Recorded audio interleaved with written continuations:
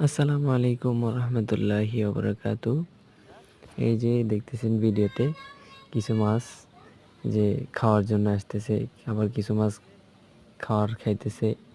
এই যে মাছগুলো কিভাবে উপরে দেখে কি সুন্দর লাগতেছে, এটা মাশাল্লাহ। সবাই মাশাল্লাহ বলবেন, আর মাছগুলো দেখতে কেমন লাগতেছে এটাও কমেন্টে বলবেন।